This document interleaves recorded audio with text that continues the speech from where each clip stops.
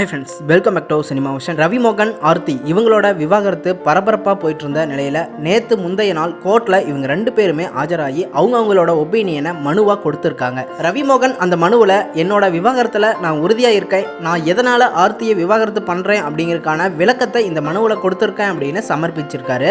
அதே மாதிரி ஆர்த்தியுமே மனுவில் எனக்கு விவாகரத்தில் சம்மதம் அப்படின்னா எனக்கு மாதம் 40 லட்ச ரூபாய் ரவி மோகன் கிட்ட இருந்து எனக்கு வரணும் அப்படின்னும், மேலும் என்னோட 2 குழந்தைகளையுமே ரவி மோகன் தான் பார்த்துக்கணும் அப்படிங்கிற மாதிரி அவங்களோட மனுவில் ஒப்படைச்சிருக்காங்க.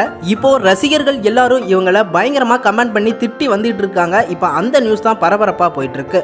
அதாவது ஆர்த்தி மாதம் 40 லட்ச ரூபாய் கேட்குறாங்க. அது மட்டும் இல்லாமல் 2 பசங்களையுமே ரவி மோகன் தான் பார்த்துக்கணும் அப்படிங்கிறது எந்த விதத்தில் நியாயம் அப்படிங்கிற மாதிரி, அப்போ ஆர்த்தி உண்மையாகவே பணத்துக்காக தான் ஆசைப்படுறாங்க அப்படிங்கிற மாதிரி கமெண்ட் பண்ணி திட்டி வந்துட்டு இருக்காங்க ஆர்த்தியை. இன்னும் ஒரு சில ரசிகர்கள் எல்லாரும் ரவி மோகன், ஆர்த்தி இவங்களோட விவாகரத்துக்கு காரணமே இடையில வந்த கெனிசா தான் அப்படின்னு, கெனிசா ஒரு நல்ல குடும்பத்தை கெடுக்க போறவ, அவ ஒரு விபச்சாரி, நீங்க பாவம் பண்ணிட்டு இருக்கீங்க, நீங்க பண்றது எல்லாத்தையுமே கடவுளே ஏத்துக்க மாட்டாரு, உனக்கு இன்னொருத்தவங்களோட புருஷன் தான் உனக்கு வேணுமா, நீ விபச்சாரி, ரவியோட ஒப்பாட்டி, நீ விபச்சாரி, ரவி கொடுக்கிற பணம் உனக்கு போதுமா இருக்குதா, பத்தலனா என் சகோதரர் கூட இருங்க, உனக்கு பணம் மட்டும்தான் வேணும் அப்படின்னா போய் விபச்சாரம் பண்ணு, நீ உன்னோட புருஷனை கொன்ன மாதிரியே இல்லனா நீயும் போய் செத்து போயிடு. இது போன்ற நெகட்டிவான கமெண்ட்ஸையும் அவங்களுக்கு கொடுத்த சாபத்தையுமே கெனிசா இப்ப ஷேர் பண்ணியிருக்காங்க. இதெல்லாம் கேட்ட கெனிசா என்ன சொல்லியிருக்காங்கன்னா, இந்த கமெண்ட்ஸ் எல்லாம் ஷேர் பண்ணி இதை எல்லாத்தையுமே நான் கடவுள்கிட்ட ஒப்படைக்கிறேன், நான் ஒரு நல்ல குடும்பத்துல இருந்து வந்தவ, நான் தப்பு பண்ணி இருந்தா சட்டப்படியும் உங்க எல்லாரும் முன்னாடியும் தண்டனையை அனுபவிக்க நான் சந்தோஷப்படுறேன். இந்த மாதிரி வந்த நெகட்டிவ் கமெண்ட்ஸ், சாபம், இது எல்லாத்தையுமே அவங்களோட இன்ஸ்டாகிராம் பேஜ்ல ஷேர் பண்ணி